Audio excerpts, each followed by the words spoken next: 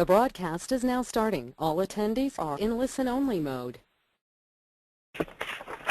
Hi, good afternoon. It's Lottie Jamison. I'm the Vice President of Regional Planning and Development here at the Adirondack Health Institute. Welcome to today's Workforce Committee meeting. We met just 2 short weeks ago on March 10th. We wanted to give you an update on what's happening in workforce since our last meeting. If you haven't yet seen the slides, they are available on our DSRIP blog. You can find those at www.adkhi.org. Just an overview of what we discussed at our March 10th meeting. We had about 280 invitees to that. We had more than 40 people on the webinar that day. Today we had about 45 registered, and I think we're somewhere up around 30 on the line right now. So I want to thank you all for your time. This is a big project, and we're going to need everyone's involvement to make it successful. If you weren't on our call back on March 10th, we did an overview of the 11 projects. There were 850 anticipated hires across the region for the DSRIP PPS, about 900 retrained and redeployed. And the other item that I would note is the budget for this over the DSRIP project period is just shy of $6 million, with a ramp up year 1 is $1.5 million, year 2, $2.5, and then we go down from there, $1,700,000 and $250,000. Our strategy was we felt it was important to ramp up workforce in order for the project to be successful as they move forward. So we're going to just spend a few minutes today. I don't think we will spend an hour. We will have an opportunity at the end to ask questions. What we're going to be talking about today is a little bit about our work groups. I think we touched on them in our last meeting. I'll highlight some of the things that are included in the implementation plan, and then we'll talk about some next steps. In your email for today's meeting, we included a link that was to this PPS's organizational application. If you're interested and have lots of free time, feel free to go look at the other workforce sections of the other 24 PPS's across New York State. We included in the email work group sign up. We have 3 work groups, and we'll talk about those in a little bit more detail in a minute. We have had some volunteers. We do feel that there's some more opportunity for people to sign up to participate in a work group. I will go into that in a little bit more detail. What's that going to be required? I know everybody's time is short and lots going on, but this is a great opportunity to really voice your concern and be involved in the plan moving forward. We did receive 41 documents. They were the actual project team budgets. They came in on March 13th. We'll be looking those over and seeing what workforce impacts were highlighted in those budget documents. Our project teams will also be working finishing up their work plans. They originally were going to be due April 22nd. Due dates for PPS's across New York State seem to be changing almost on a daily basis with the Department of Health, so we do think that we'll have some additional time.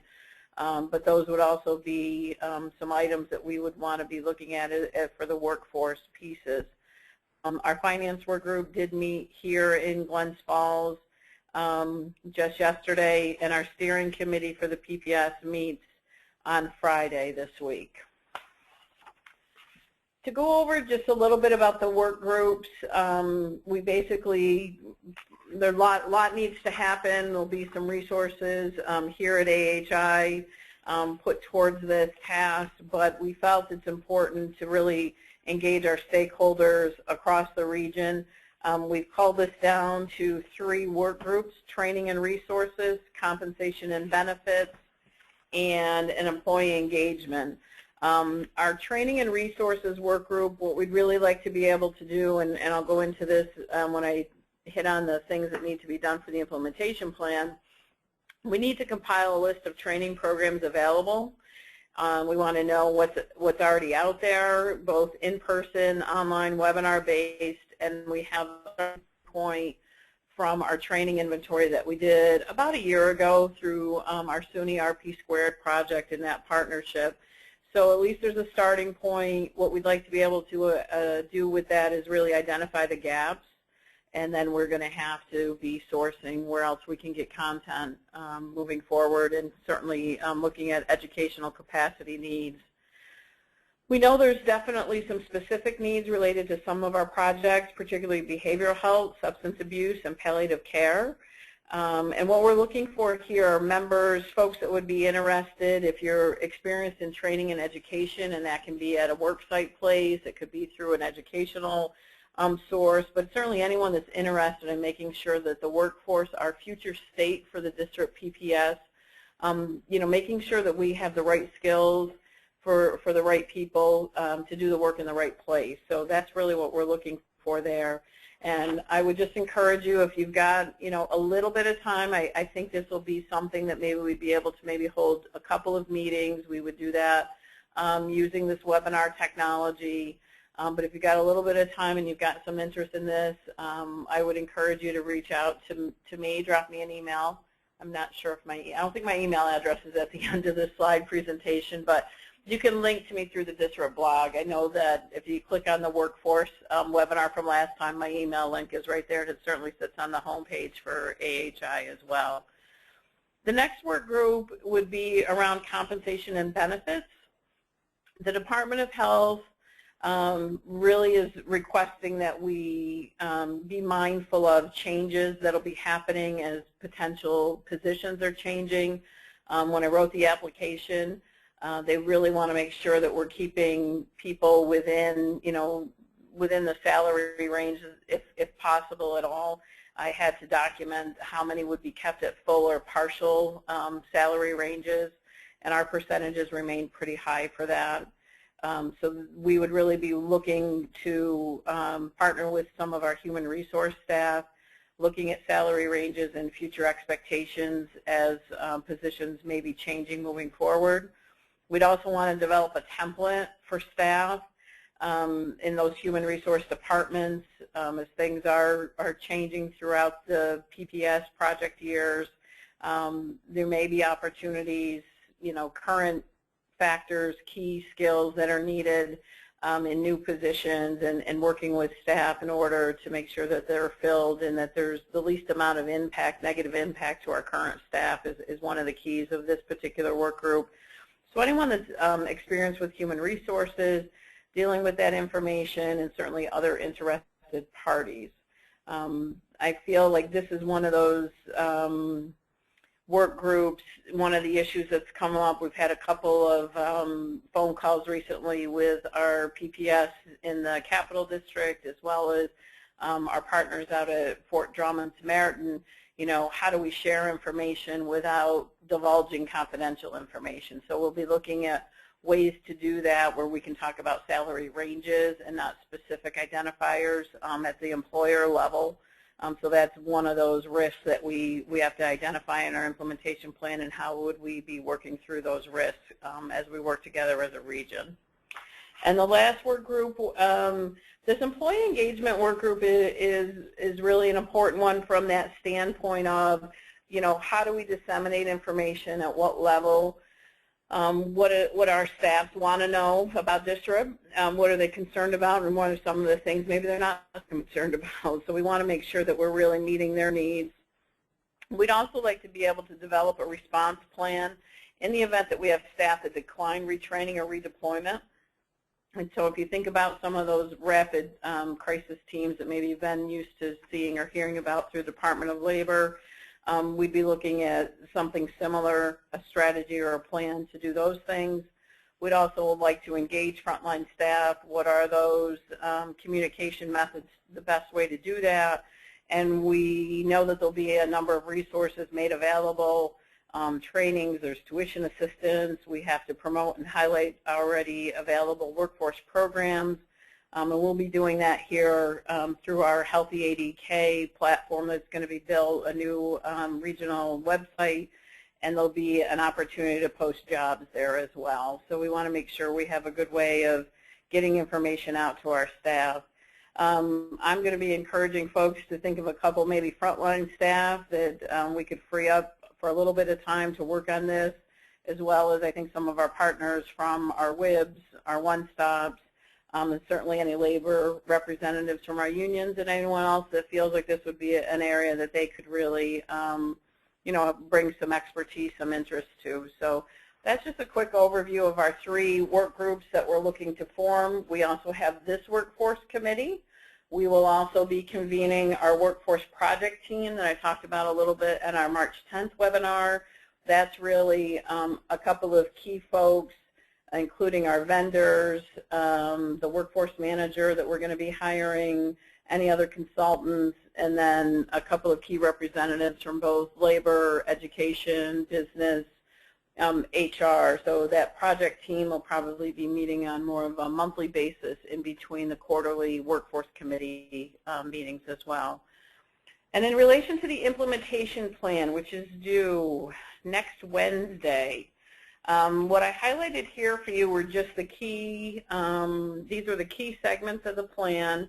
Under each one of these key segments, there's a list of strategies, and the goal is really to provide to the Department of Health when would each of these things be done, when would each of our strategies be done, and when could we anticipate each one of these major components being done. So one of the things we need to do is really define the target workforce state. So there's some needs assessment and analysis that needs to be done there.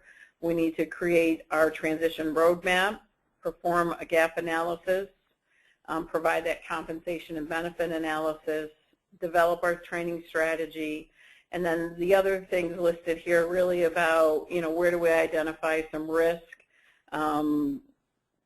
where would we anticipate there may be some problems in reaching some of our milestones, those barriers and challenges, and then we'd have to have some strategies around how would we mitigate those risks. There's definitely some dependencies on other work streams, and then there's roles and responsibilities that need to be identified, our key stakeholders, any IT expectations, and what would we anticipate being able to complete for our progress reporting. So these are all the elements that I'm working on right now. KPMG, we're hopeful, can still review our draft, and then we would make any final revisions before next Wednesday, April 1st. Just wanted to give you a sense of, okay, so why is that important? There'll be ongoing process measures throughout the multi-year project. They're going to be looking for, on a quarterly basis for us, things like our budget update, an impact analysis, and our new hire employment analysis, and that's really across the project. There are 2 milestone payments in the first year, and that is between now and the year is getting moved, I think. So we were thinking it was going to be December 31st. We're waiting for some clarification from Department of Health that may get pushed out till March 31st of 2016. But basically, we do start receiving funding upon the submission of an implementation plan and then upon our quarterly progress report, which as of last date was December 31st. So again, I'm not sure if that one will get moved out, but that's what we're working with right now. So our next steps in relation to workforce, my main goal right now is hiring that workforce manager. So I believe that's getting posted. It's been posted here internally. I think it's getting posted externally this week. Our workforce implementation plan obviously is due next week. We would anticipate that work groups and our project team meetings would start in May. We anticipate requesting from our project teams that are working on the 11 projects to give us some pretty specific initial analysis about their workforce needs and their training needs, probably in the month of May, well in advance of our June face-to-face meeting in Plattsburgh. And just to highlight, we've set up these quarterly meetings. We'd like to have these held face-to-face and would anticipate, doing those. I think we're trying to, get our Plattsburgh meeting date set. We're hopeful to hold that right at SUNY Plattsburgh. And our goal is really to continue to use the webinar technology in the event that folks can't attend in person, You'd be able to view the webinar live as it's happening, and of course, if you'd like to, you can go back and review the archive. The archive has both the audio portion and our slide portion. So we'll be posting those on the website. Typically, we post those within a day or two. So today's meeting went really fast, so I'm going to open it up. If there are any questions, the way that folks can ask a question, Heather? So you can type a question in the question box on the right side of your screen in your control panel, or you can raise your hand and I can unmute your line if you have enabled your audio pin or if you're using your mic and speakers. We do have one question, which is, will the workforce manager position be posted on the New York State Job Bank? I am not aware. Right now our HR generalist is posting things more to our region, but they also get posted on the Adirondack Health Institute website. So we have a tab called Career Opportunities. So I would say probably by Friday that'll be posted there. And just a reminder, we are looking for a chair or co-chair of the workforce committee. If no one volunteers, I'll start looking for volunteers. I'll start contacting some folks. We are looking to be able to reimburse an organization for the leadership provided by that person. So again, you'd be working with our team here, with the workforce manager, with our project team. So again, it's more about being able to chair the quarterly meetings and working with us on the tasks that need to be done. So if that's of interest to somebody, please drop me an email as well.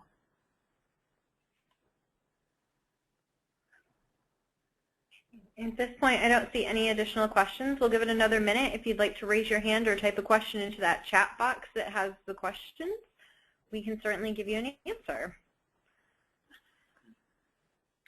So while you're thinking of those questions that are they're just dying to ask, we will be sending out, as soon as we can confirm date, location, time of our Plattsburgh meeting, we'll be sending that out, at least to save the date. And then closer to the event, we'll send out meeting instructions and details, but be looking for that. We are hopeful that with each of our 3 committees, what we'd like to be able to do is have 5 to maybe 10 participants on each of those committees. So we'll be looking for our 9-county region to make sure we have diversity across sector and region. So those will be things. There'll be some phone calls happening in probably mid-April. We'll let people get through Easter and school break and those kinds of things. So we would be looking to recruit for some membership on those committees. Okay, and we have another question. How might you involve the WIBs and one-stop centers in staff training and redeployment? However, the WIBs and the one-stops would like to be involved. So again, you know, the initial take on that is we do have a training committee, so that's, I think, a great place to start. I think they'd also be listed as our resources. So whether we're looking at redeployments or retraining, and then certainly I think when we have staff that are declining those options, you know, we'd want to make, you know, a really quick kind of referral and a handoff to whatever's closest to that particular staff person. So, but yeah, I think we're open to, you know, there's lots of opportunity. Again, this budget is near $6 million, so there's lots of things. You just need to let us know what you're willing to offer. And again, we're going to have a number of them across the 9-county region. But again, we'd be listing those resources, you know, on our website that we're going to be building. And certainly, I think that's the best place to start. Great. Well, at this time, it looks like we don't have any additional questions. Should you think of additional questions, as Lottie mentioned, her email address is on our DSRIP blog at adkhi.org. You can link to her and send her a message there directly. Also, a copy of the recording of this webinar as well as the PowerPoint slides will be posted to the blog hopefully tomorrow, and you'll receive a notification via email once that's made available. Thank you, everyone, for joining us. Have a great day.